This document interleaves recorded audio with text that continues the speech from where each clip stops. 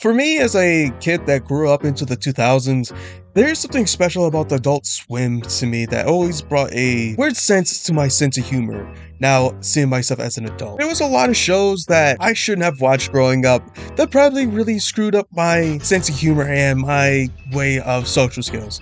But like most people, I think we all had that sense of curiosity where we just turn on something from Adult Swim and see what happens and what comes on TV. I was more interested in seeing the animations, seeing stuff like Robot Chicken and the Boondocks, and especially seeing Aqua Team Hunger Force and not really understanding what the show was really trying to tell its stories about. I just pretty much seen it as a hamburger patty hanging out with fries and a milkshake for all I know. And of course you get shows that really ground itself and pretty much made a show that was viewable even to watch for a kid that's growing up around that time.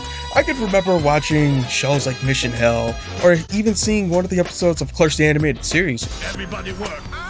Everybody work. Everybody work.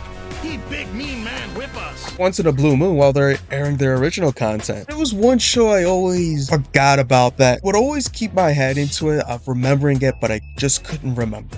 It was always about a family, and it wasn't in the way of like a dysfunctional family like The Simpsons or even The Family Guy, but more of just more being grounded in showing the struggles that people would face.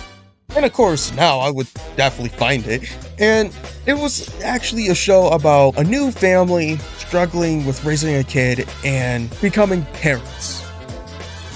Lady Blues is an animated television series that adapts the former or comic strip that focused on Daryl and Wanda's relationship between the Bittermans and raising a child. With this series only having one season, the animated series is based on the Sunday comic before they had their 3 kids. The comic would start in 1990 and gain syndication in 1995, where it looks into the family life of the McPhersons, where it starts the comic about being relatable towards so many people like the creators, Rick Kirkman and Jerry Scott, that took their experiences of taking care of a family and telling it into comic form. And well, the entire retrospective won't be talking about the comic, but I will say this, that the animated series does take a lot of points from it. Even the comics are even going to, and if you're wondering if this is those kind of comics that always talks about how the creator always hates their wife, no. This is not what you think this is. This is where most episodes are structured in a way of characters contrasting the suburban lifestyle of parenting, mainly seeing how problems hitting the McPhersons' way, and this can be shown in how families are portrayed in marriage bumps and even dealing with neighbors. Come on, I think we all know those neighbors that we get on our nerves, with something being more like, I don't know, noise complaints, or even having their kids and their kids just being a little irritating for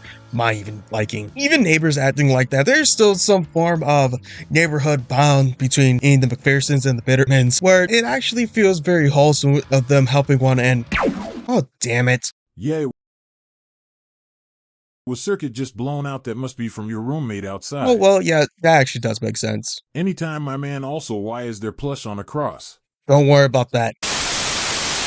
And well, getting back into topic, with the McPhersons live, we also see recurring characters. And of course, we have our couple, Daryl and Wanda, and we're seeing how they would raise Zoe, with both of them being more of millennial ways of raising them, with having big ambitions on raising them. And of course, we can see that with their Christmas special and the first episode, where they kind of set the tone of being these perfect parents, but also figuring out that they're not going to be perfect parents because no one's the perfect parent. And it's actually where you can actually see how much of good nature that they have, that they actually want to be good parents in this world. And then we kind of see their neighbors that are more or less the polar opposites of them, or the more well-experienced parents and how they deal with things. You didn't have to sell out your whole moral code. I still got the monster under the bed. And that is Carl and Melinda. And I mean polar opposites. Well, Carl and Daryl, for the most part, at least, where Melinda and Wanda are, basically neutral ground for all I care. They like each other and they're friends. But these two kind of cast a different way of kind of men in society in a lot of ways, where Daryl is more like the new age man that does want to cause a good resolution, not just as because it's the right thing to do, because he wants to show a good influence. While Carl, on the other hand, is more shown to be more of a, I guess I say, short fuse in a lot of ways. Then there's Busy, where she is the babysitter of the McPhersons, where a lot of times that she's more used for Wanda's subplots to, kind of keep her still and hip and whatnot, and also be, a daughter style figure for when that time comes when Zoe grows up. Guess what? Zoe doesn't grow up here. We're not part of that comic set. Actually, wait.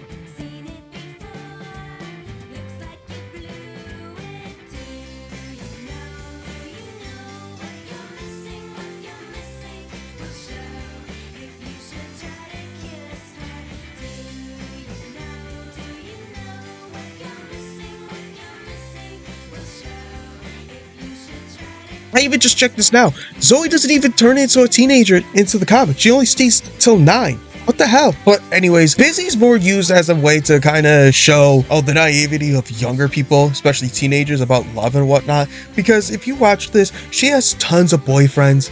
But the one thing I will say is this, that the episode that we do have focuses on her boyfriends, a lot of times it's more used to, kind of show the presentation of how societal norms work, especially even now. One of my favorite episodes with Busy in it would be in Teddy Cam, where she actually just kind of shows that, as bad as she chooses her boyfriends, she does stick up for herself when asked for that question about needs and whatnot. Don't you hate grown-up rules? Rodney makes his own rules. All new Baby Blues, part of a full hour on the WB Friday night.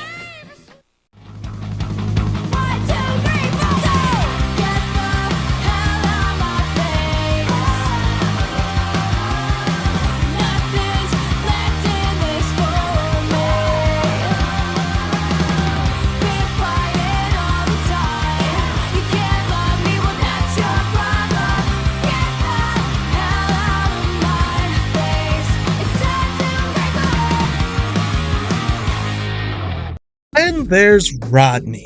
Now, I won't be giving his little sister and brother, Megan and Shelby, attention because I'll be real with you, they really don't have characters besides one-noteness. So there's one character I actually say that I think that the writers actually enjoyed using so much, it would be Rodney, because they always put Rodney's into these situations that totally just feels stupid, but it works for him. Of course, he's always annoying his dad and doing all that stuff, but they always give him good spots where you can just give that expression style humor, but not in even episodes where he does take a big toll into the focus, that he's not really being an antagonist in some ways, but he is progressing along the stories a lot of times. And it's nothing like where the character is annoying like Angelica, but it's more that he's more cunning. This trait really shows in the episode Rodney Has Two Daddies, where the episode is more structured on where the garbage disposal getting messed up. Wanda calls Carl to help this, and Daryl doesn't feel comfortable with it because it just feels emasculating for a guy to have another guy fix on his own appliance. With Rodney tagging along and wanting to make jokes, Rodney takes whatever the McPhersons was cooking and actually enjoy their cooking, where it actually changes how he feels about the McPhersons in a lot of ways. Where even later on in a scene with the dinner, Rodney doesn't want to eat their own parents' cooking. And it more or less being frowned upon because, Carl sees that Rodney wanting to cook is more of a girly thing in a lot of ways. And so he goes off and tries to recreate the recipe. Well, Daryl feels like that he doesn't have a thing in the house that is his because everything keeps getting fixed by Carl. And so when he's taking one walk, he finds Rodney actually trying to recreate that dish, where Daryl decides to take the task of actually teaching him how to cook. This creates a subplot where Wanda feels like he's cheating on her. The biggest thing that you do have to know is that Rodney is into contest because of Daryl, where once Carl actually figures out what happens, and Carl wants him out of the competition because what I said earlier about cooking, but with the opponent kind of being snoozy, Carl wants him to actually cook because guess what? You don't disrespect the Bitterman, right? With the episode circling around itself, ending with Rodney winning the competition because, the art of war, Warframe is framed upon deception, and Daryl feeling practical about himself. With being childless, but experiencing adulthood, there are some things for both kids, and kids lists can watch. Take the Bittermans, where Carl gets a gardening job for the Yankees, so by that means that they live near the Yankees, so I'm guessing Delaware, Connecticut. Daryl doesn't seem like the guy that live in Trenton, New Jersey. And well, we actually see that the money changes a person, and envy can go along the way to hurt their ego. As Wanda isn't worried or interested about this, but Daryl starts to see Carl change and it affects him. With babysitting, losing Busy to the Bittermans, with more or less being the example being a good money and a bad job. The main example being the neighbors, as Wanda's able to watch Buffy through their bedroom. So what does a man do? Show his heritage.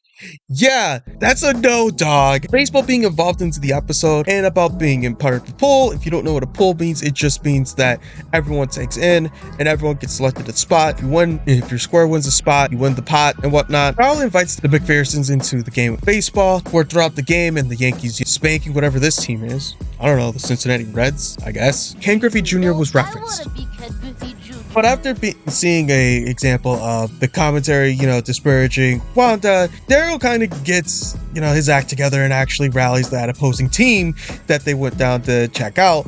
And so he motivates them for Zoe, and then they start to come back in a lot of ways where they rally up a decent enough score. But Daryl kind of changes in this episode too, because once he sees that, he can win the pot, he kind of changes his mind and actually makes them wanting to lose. But what happens altogether is that a sprinkler goes down and Carl gets fired because of it. And so the moral of the episode is money can change a person and change their personality rapidly quickly. And even in the most highest of situations, money can still change a person in so many ways. Even the kids change, and it's such a quick scene with them. It's just like the WB network. Speaking of the WB, this aired on the WB network. And if you don't know the history of these network channels, this was created by Warner Brothers, Time Warner, and the Tribute Company to be an alternative towards Big Four at the time of CBS, NBC, and ABC. This is because of the emergence of Fox and of their variety of television, mainly because of sports television being such a big lucrative thing. WB and UPN tried to short and try to become more of a bigger picture in a lot of ways. Instead of having just being the Big Four, they were trying to make it a pretty much a trifecta of five in a lot of ways. We know that's about history what happened, but I will put it in this way. There was a merging that happened in around 2005 and 2006 that would create into CW. And because these two brands absolutely were terrible. And not to say in their programming. No, I actually looked back at their programming and they were actually pretty well. And especially upon Paramount's UPN, where they both would share an arsenal of shows that would actually cater to a lot of demographics. Where WB would bring a good fleshhold of cartoons for the Saturday morning block, WB also had dramas that would be good contendings of the 90s and the 2000s that actually became pretty well-known gems, like Gilmore Girls, Buffy the Vampire Slayer, even Supernatural even had their start here. While UPN, on the other hand, they created their own niches with reality television, having SmackDown on their TV, and even having shows that's kind of been retroactively been dubbed the golden age of black television, where shows like One-on-One Girlfriend, The Parkers, and Half and Half were, big parts of the programming at that time. There's a good video that goes on the history of the UPN channel, and it does talk about the emergence of these two that does become CW later on. The reason why I brought all this up is just because the kind of set the tone of what happened to Baby Blues, and that is actually because of WB abandoning it during its set timing to air. See, from what I could look up, that there was actually a block structure where they would air these shows in an hour time slot with a new episode happening in each of them, but after the 5th week, they were all pretty much just abandoned in that way. And so once Adult Swim acquired having Baby Blues and a couple of other shows that, because of them being called not viable, these other episodes were considered new seasons by a lot of people that are doing archiving of this. But in all seriousness, this is still part of the first season. The only reason why they're considered the second season is because they were unaired onto their original block, and this would also be aired on TBS and Teletoon if you're in Canada. And it being considered a write-off, they were actually supposed to be a second season that was already announced by Kirkman, stated that it's at near completion, it just needed minor edits to finish. But since it was considered a write-off, they didn't want to air the rest of these episodes because of how this system works. And to give the most layman's terms of things, when something is considered a write-off, they are pretty much just not supposed to be aired ever again in a lot of ways. Unless they have a contract with airing in other places, these are considered not viable to air because they're not going to make money on it. So either someone would actually take the show and, buy the distribution and go off there because they know that it's not really worth anything. And so it's the easiest thing to do. But if it's like a movie, this is totally excusable, or in other cases, it is a bigger excuse when they don't want to show anything that they've made. And now we even see this in news with streaming services, because a lot of times streaming services are, I guess I would say, net positive for these companies because of just that alone, that these are expensive to post up there. And so a lot of stuff kind of becomes lost in a lot of ways. And listen, I at least grew up on that era that we had to watch stuff in like 240p, or even at worst 2 pixels most times at 144p in 3 parts. Even now, I totally have seen stuff that is zoomed in. You still gotta watch them in like 3 parts. There is a Lost Media Wiki that is in the description of this video, so if you do want to take a look at what people have found or speculations about it, and if you're really good at research, go right ahead and start that hunt for yourself. With that being an example, I personally there's different type of shows that show relatable situations. We at least know someone that it's overly defensive when situations like this drop to someone, or even mentorships, midlife crisis, or struggling through the Christmas season. What I think what a lot of shows, especially shows that are stylized that go for that more relatable factor, go for is that as much as going towards adult, these can go for anyone in that sense. A lot of times, especially when shows are considered adult cartoons, they usually try to shove in as much sex jokes as they want, where it's not really hitting the adult demographic, it's more hitting the teen demographic that think that they're acting adult for watching these kind of shows. Or I think a lot of adult shows like Bob Burgers really come into play is that there is a sense of relatability where even not even being an adult watching this, that you can understand the situations that they're coming from. And I personally think that a lot of adult shows should go for this and not just going to just talk about whoever's writing it, venting about their issues and whatnot. For as short of a run that it was for this show, it definitely had a sharp run in a lot of ways. And you know what? I hope there's a great family, and I hope the McPhersons are a good parents to Zoe. Hi, I hope you appreciated this video. I had this script here for the longest and I just never finished it, so I thought it would be the perfect time to, get this going and whatnot. And I just want to say thank you for watching, and I really appreciate if you've gotten all this way. If you want to do all those things down in the comment section, you can go right ahead. There's also a link tree in the description as well to see my socials and whatnot. If you enjoyed this video, please give it a like, leave a suggestion if you want to leave a suggestion, leave a dislike for the engagement, and I hope y'all have a good night. Bye.